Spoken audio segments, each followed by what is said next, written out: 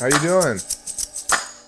Good. How are you doing? Oh, we're good. Welcome to Daddy versus Doctor. This is Dr. Cohen. My name is Sebastian Maniscalco, and thanks for being on the show. Who do you have with you? This is baby Jack. Cute. How old is he? Just a few days shy of 10 months old. Oh, nice. Nice. And you guys are both in the octagon together, huh? We are. Well, technically, it's the dogs, but when we have a Zoom call, we all come in. So, So what's your question for Dr. Cohen today? What's going on over there? so first of all, thank you for taking our call. And my question is, so baby is uncircumcised, and we've just gotten a lot of different advice from different doctors about how to clean his penis. Some say, don't retract anything. He'll figure that out when he's 12. And others say, you can retract it now every day, clean it there. And so we kind of took the middle road and we clean it. We gently peel back the foreskin and we've been cleaning it a few times a week. And so that was all fine. And then one day we noticed there was like some white substance on the head of his penis. It didn't seem to be bothering him. Some of it came up very easily just with like a washcloth. But then when I retracted some more of the skin, there was some more white stuff and it was harder to get off. And I assume the skin there is very delicate. I don't want to be like scraping and scrubbing super hard. So I wasn't quite sure what to do with that. And on the internet, it basically says that doesn't happen to babies. So it did happen to him though. So I'm just wondering what your advice is for carrying and cleaning an uncircumcised baby penis. Yeah, the internet is always wrong when it comes to pediatrics and kids. It always gives you the most anxiety-producing answer, right? Like something's wrong with your child. And it's what you're describing actually is very, very normal. Do you know what's going on? Based on her description, Yeah. I don't know what the white stuff is. Yeah.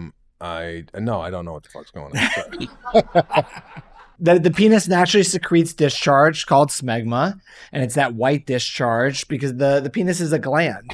And what happens is in an uncircumcised penis, I would try to do like visuals with my hands. So the foreskin is over on top and the smegma is in between the foreskin and the head of the penis. So basically when you retract, I mean, this is crazy. When you retracted the foreskin and you're right. What we say is just during baths, gently pull back to where it comes naturally, knowing that in a 10-month-old, it may not come back at all. And it is totally normal if foreskin doesn't retract for years and years and years and years.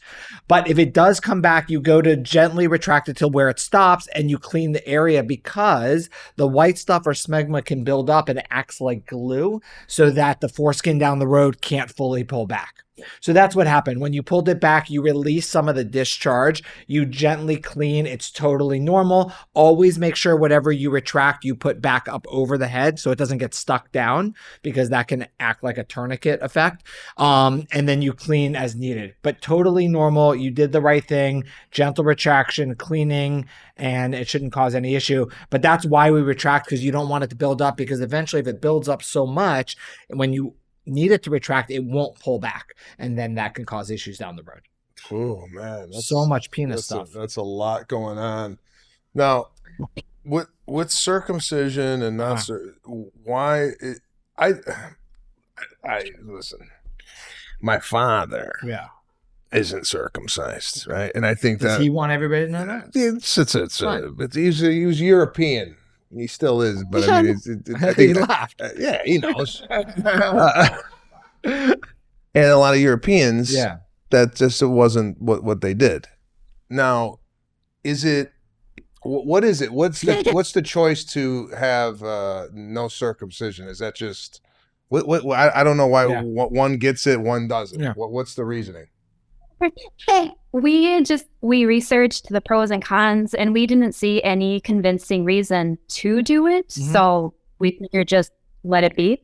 Yeah, I think the biggest thing is it should be a personal preference. Obviously, the studies of circumcision versus non-circumcision are a little bit 6 of one, half dozen of the other, and we've gone through some phases.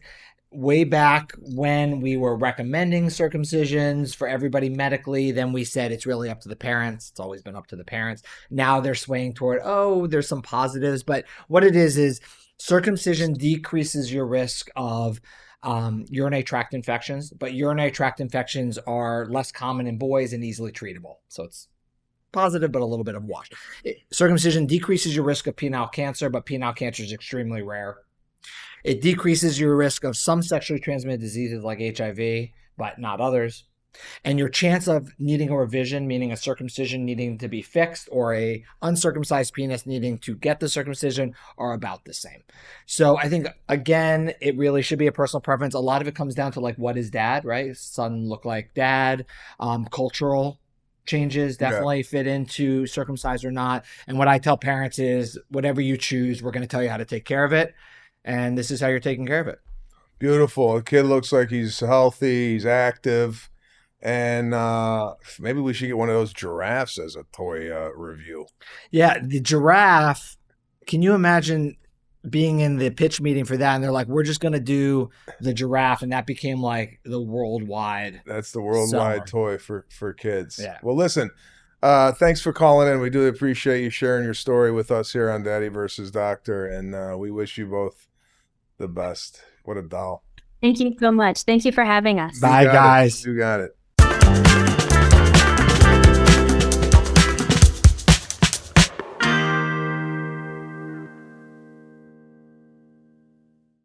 The opinions expressed in this program are not intended as professional medical advice, as a diagnosis, as a treatment protocol, or as a substitute for professional medical advice from your physician. Please consider your own medical history and consult with your own physician for your specific healthcare and/or medical needs and about your concerns for yourself and your family.